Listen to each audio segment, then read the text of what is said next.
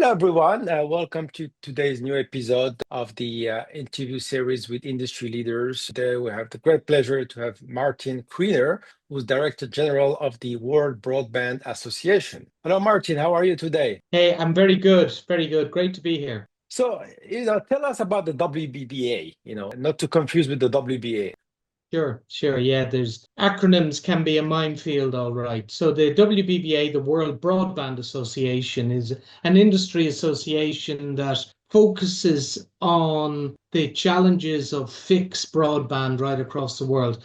It was set up about 3 years ago, and it really came about because a group of leading players in the industry raised the very obvious question that whilst the global mobile industry is a fabulous industry association in GSMA, there's nothing equivalent for the fixed challenge across the world. There's plenty of technical standards bodies, and of course, there's a number of national broadband organizations in Europe, in North and South America, in Africa, Asia. But there's no global industry association that's really advocating for the key players in the broadband industry. So the WBBA was created in order to address that. And it's obviously doing something right because it has grown really rapidly over the last 3 years. It started off with 8 companies at the back end of 2022, and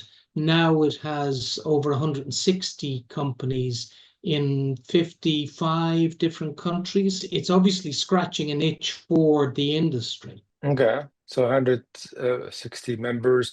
Do you know how many fixed broadband operators there are out there in the world? It's always a hard question to answer because every operator may well have multiple different strings to its bow. But the sort of number that I always work with is somewhere between 800 and 1,000 operators across. Now some people argue no, the number is much bigger because there's lots of much smaller players and so on. But I normally think of it in terms of somewhere between 800 and 1,000. It's kind of similar numbers as the GSMA, so yeah, it makes sense. And I agree with you. Just in the US, you probably have, actually, even in Brazil, you have something like 20,000 ISPs. So yeah, very familiar. But our target audience as well is not just the operators. So we tend to think in terms of what we call supply side and demand side. Supply side, we define as the people who make broadband. So they would be the operators and the big suppliers, the Huawei's, Nokia's, Ericsson's, and so on. Gotcha. And then the demand side are the people who use broadband, which is pretty much every industry in the world, as well as consumers, billions of consumers and households across the world, as well as things like the hyperscale players. Governments, of course, are massive users of broadband. And then there's also the key device players and semiconductor players. So when we think of the whole ecosystem that the WBBA is addressing, we think in that broad term. Now, of course, we started really on what we call the supply side. So the bulk of our members would be operators or the big suppliers or associated suppliers of different software solutions and so on. But we are actively growing our membership from the demand side now, the content side, through relationships, for example, with the Metaverse Standards Forum, working with them to understand what the demand is going to be for next generation broadband so that we can then, I suppose, work out how do you configure and structure broadband over the coming decade so that it will be able to deliver those types of services. And it's not, of course, just speed. It's speed and latency and reliability, security, availability, as well as, other aspects. And so we're looking at those future generations and then to map them to the future services that are going to require, of course, AI being an overarching aspect that's going to put huge demand on next generation broadband. Yeah.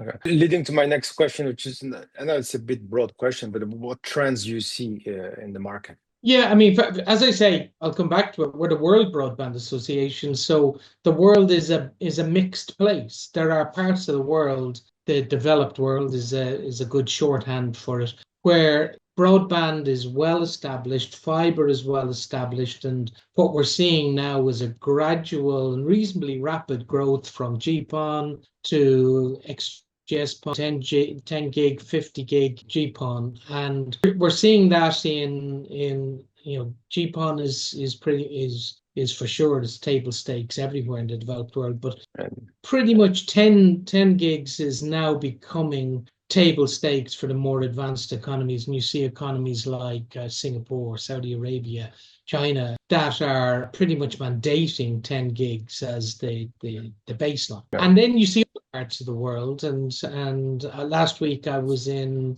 South Africa launching our broadband investment guidebook for Africa. And in many cases, broadband is at a very early start of the curve, and typical broadband speeds are tens of megs, even less than tens of megs. Mm. And then, of course, in the big cities and so on, you tend to see something closer to the developed economies. So in parts of the world, it is really getting started on broadband and getting started on significant fiber rollout. And that's probably because, if you think of the West has had communications solidly for the last 100 years. And so it had copper networks, and then it rolled out mobile networks in the 90s and, the noughties and so on. But there was always still a mindset of copper networks, and there was ducting in the ground and so on. And so the migration towards fiber was more obvious. Whereas in a lot of the developing world, it really leapfrogged over a fixed network and jumped straight into a mobile network. In terms of scale, in the 80s and 2000s and so on, and moved very rapidly in terms of capabilities in mobile. And it's really only over the last 5 to 10 years that the realization, I think, has become widespread in the developing economies that relying on mobile is not going to be enough for the types of services that are coming down the road, for closing the digital divide. It closes the connectivity divide, but the digital divide keeps widening. And so there's a whole investment set of discussions going on now in the developing economies about how do we catch up with where the developed economies are traveling. And as I just mentioned, the developed economies have not just, installed GPON and rested on their laurels. They're now moving on beyond that. And so the developing economies are really thinking carefully about, we invest in fiber, but how do we roll this out in a way that is going to really help close the digital divide in our country? Okay. I know the time is going fast here. Tell us quickly about your AI initiatives. Yeah, we've plenty of AI activities within the WBBA. The WBBA, like any industry organization, has a number of different work groups that develop collaborative programs. And we have a working group on AI. And this has really been focusing on the role of AI in the deployment and pre-deployment phases, because it's an area that isn't maybe covered by other industry bodies. But we've also been looking at the role of AI in areas like driving sustainability and accelerating sustainability within operators. And then, of course, there's the big challenge of using AI for the management of networks and using agentics for the way that businesses and other AIs are going to interface with the network. So we've focused initially on the whole deployment and sustainability phase, and now our AI working group is really looking at the role of agentics in terms of changing the business model, changing the operations. Yeah, it's great. And then, of course, most people, at least when they have a fixed broadband network, experience connectivity on their devices through Wi-Fi. Tell us about your views on Wi-Fi. Yeah, obviously the future the current present of all connectivity tends to embrace Wi-Fi, even though we view it as a slightly separate beast compared to the fiber broadband network or the mobile network. But we held a round table at Barcelona at the Mobile World Congress to look at, as we move to the next generations of connectivity, and by that I mean 6G in the mobile, the next generations of fixed broadband, and the next generations of Wi-Fi and satellite. There's probably a need for all of those organizations to collaborate more, because the future of all connectivity, probably 95% of connectivity, is going to be carried over some sort of fiber and Wi-Fi 6, Wi-Fi 7, or future versions, Wi-Fi 8, and so on. And then it's about another 4% maybe will be carried over to mobile networks, maybe 1 or 2% will be carried over satellite networks. But Wi-Fi is going to become increasingly important, because if you've looked at the direction of travel for 6G, it's of course using higher and higher frequencies in order to achieve higher and higher bit rates. And one of the downsides of that, of course, is that those frequencies don't make it through the walls of buildings and so on. So there needs to be a seamless level of collaboration and cooperation between the mobile networks and the Wi-Fi networks. And we've just published a white paper in cooperation with the WBA and with GSMA and the WBBA on the role of, I suppose, calls over Wi-Fi, mobile calls over Wi-Fi. Yeah, and so we're seeing a much closer merging of those technologies at the moment, and certainly over the next 5 years. Yeah, and it's good to see those organizations finally collaborating together on resolving those particular issues. Is vendor lock-in an issue you guys are tackling? Is vendor lock-in an issue is maybe a broader question. It's a topic that's been talked about. I've been in the industry over 40 years, and vendor lock-in has been a hot topic for the last 30 years of the 40 years. The challenge is, though, that and if you look at things like Open RAN and other initiatives to try and get around vendor lock-in to create a level of disaggregation so that you can buy one element from this operator or one from this supplier, another element from that supplier, and get around vendor lock-in. What we're beginning to find is that when those capabilities are given to operators are increasingly becoming nervous about taking advantage of them. So I mean, the good example would be maybe the big AT&T contract with Ericsson for Open RAN probably about 12 months ago. And they took an Open RAN implementation and then went to a traditional lock-in supplier